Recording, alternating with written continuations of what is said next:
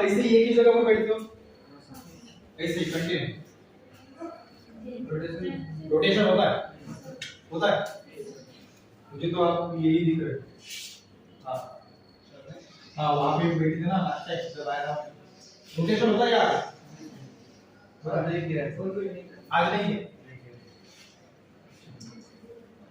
आप यहाँ पर क्यों नहीं बैठते? मैंने इसलिए नहीं बोल रहा कि क्योंकि ऑब्जर्व है ना, वो सिर्फ दो ही वहां पर बैठे।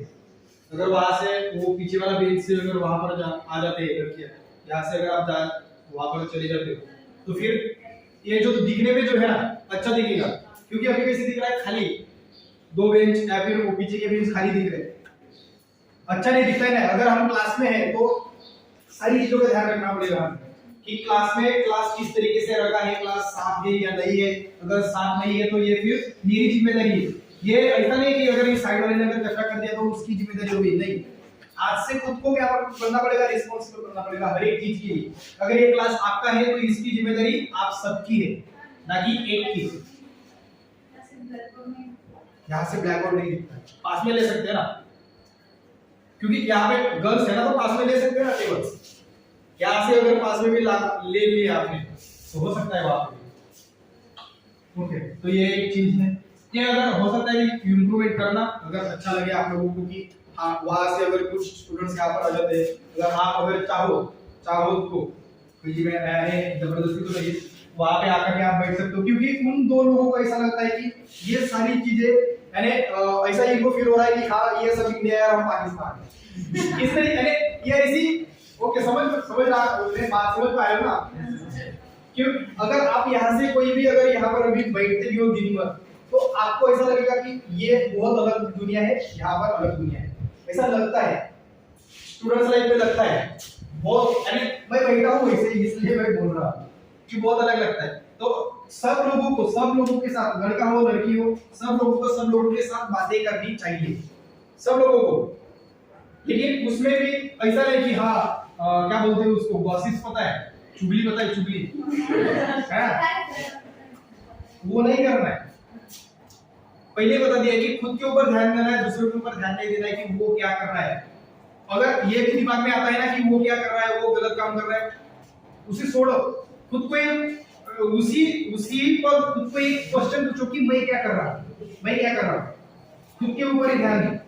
तो इस तरीके से ये होमवर्क हो गया आपका ड्रीम, आपको सपना सोचना है कि एक ही सपना हो सकता है, ऐसा नहीं है, आपके बहुत सारे सपने हो सकते हैं, एक ही सपना होगा ऐसा नहीं है, बहुत सारे। जितने आपको ध्यान में आते हैं ना उतने लिखते जाओ। उसके बाद व्हाई एजुकेशन इज इंपॉर्टेंट समझ गया ना, तो मैंने बताया एजुकेशन क्यों महत्वपूर्ण है आप लोगों के लिए, वो लिखना है आपको।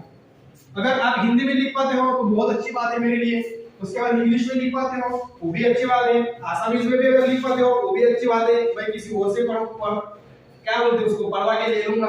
ओके, आपको जिस लैंग्वेज में आपको लिखना अच्छा लगता है उस लैंग्वेज में आप लिखो, लेकिन लिखो। मुझे निराशा नहीं करोगे ना, अगली बार जब आऊंगा मुझे होमवर्क मिलेगा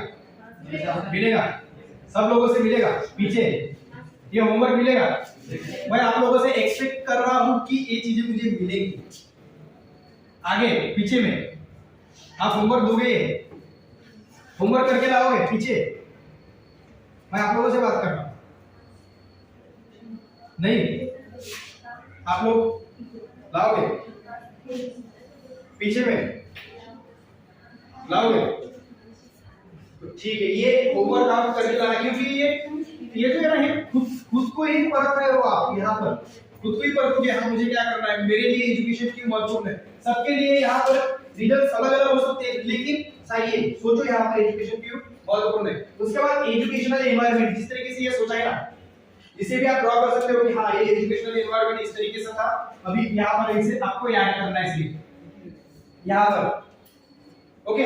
ये इस क्वेश्चन में ये इस तरीके से आंसर आपको लिखना है कि एजुकेशनल एनवायरनमेंट ये है, और इसमें ये भी आता है, होम भी आता है, ट्यूशन भी आता है, अपने फ्रेंड्स के साथ हम जो बातें करते हैं वो भी आते हैं।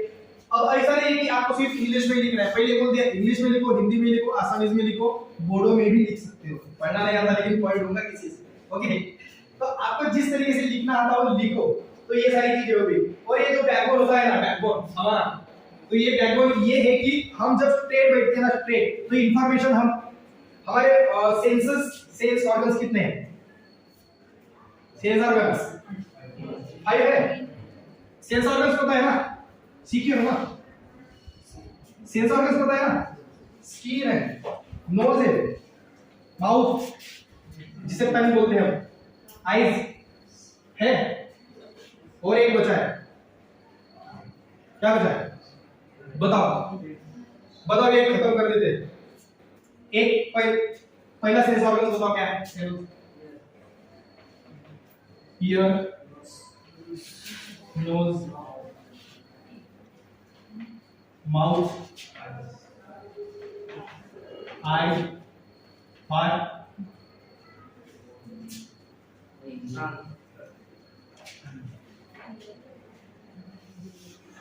ये सेंस ऑर्गन्स है ना। तो ये सारी चीजें कहां पर है? यहां पर है। माइंड कहां पर है? यहां पर है ना। लेकिन ये जो सिर्फ यहां से हम सब चीजें करते हैं, लेकिन ये जो हमारा स्किन है ना, स्किन, ये भी एक सेंस ऑर्गन्स है। और यहां से नर्वस सिस्टम, पढ़े हो नहीं पढ़े? नर्वस सिस्टम होती है, ठीक है, एक नर्वस सिस्टम होती है। अगर यहां से अगर कोई चीटी भी अगर चल रही हो, हमारे बालों पर अगर चीटी भी चल रही हो, तो हमें पता चल जाता है कि हाँ चीटी चल रही है ना। तो यही है, जब आप ये यहां से स्ट्रेट जब बैठते हो आप, तो जो सारी इंफॉर्मेशन है, इंफॉर्मेशन ये बोला था ना कि ये अभी हुआ नहीं, ये क्या है? ओके, तो ये है इंफॉर्मेशन का अड्डा। इंफॉर्मेशन का अड्डा बोल सकते हैं, यानी एजुकेशनल एनवायरनमेंट हम डायरेक्ट बोलेंगे उसको, क्योंकि हम कहीं पर भी कुछ भी सीख सकते हैं ना। कम्युनिटी भी सीख सकते हैं, किसी एनिमल से सीख सकते हैं, किसी काऊ से सीख सकते हैं, बफेलो से सीख सकते हैं, किसी से भी सीख सकते हैं। इसलिए आप सोचना कि एजुकेशनल एनवायरनमेंट कौन कौन सा हो सकता है ना। एजुकेशनल एनवायरनमेंट कौन कौन सा हो सकता है वो सोचो। और ये है अपना एजुकेशनल एनवायरनमेंट। जैसे एक एग्जांपल के तौर पर लेता हूं, स्कूल में। अभी स्कूल में आप जो भी पढ़ोगे, स्कूल में आप जो भी पढ़ोगे वो पढ़ा हुआ यहाँ पर तो आएगा, यहाँ पर आएगा। और ये क्या है? आपका माइंड, ब्रेन। अगर ये जो रीढ़ की हड्डी है, रीढ़ की हड्डी ये वाली अपनी, अब ये थोड़ा उल्टा हो गया, अगर इसे हम ऐसे कर लेते हैं,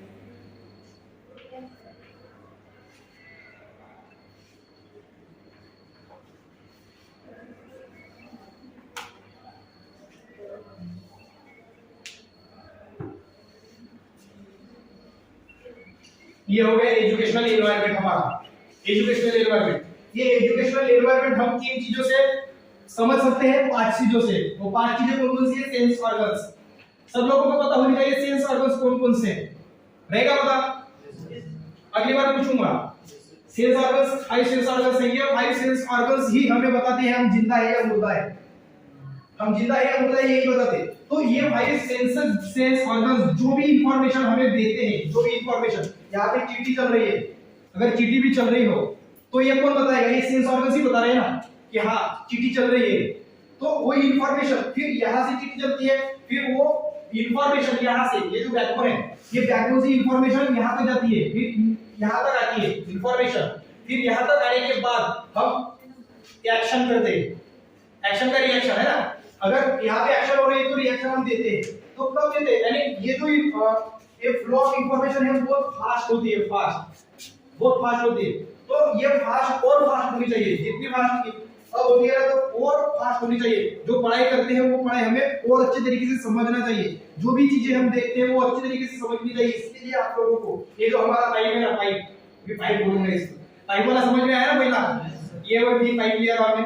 तो ये जो हमारा पाइप है, उस पाइप को हमें स्ट्रेट करना है ताकि इंफॉर्मेशन अच्छी तरीके से फ्लो हो। कहां पर? माइंड तक। अगर माइंड तक इंफॉर्मेशन अच्छी तरीके से आ गई तो यहाँ पर स्टोरेज, इंफॉर्मेशन सारी स्टोरेज यहाँ पर होती है। आप कोई गाना भी गाते हो तो पहले सोचते हो ना, और सोचना कहाँ होता है? यहाँ पर। यहाँ से वो गाना आप लोगों को मिल जाता है। किसी का नाम हो तो वो नाम भी आपको वहां से ही मिल जाएगा। तो स्टोरेज जो इंफॉर्मेशन होती है यहाँ पर होती है। और ये जो हमारा पाइप है, इस पाइप को हमें स्ट्रेट रखना है हर एक प्लेट में, है ना, स्ट्रेट बैठना है।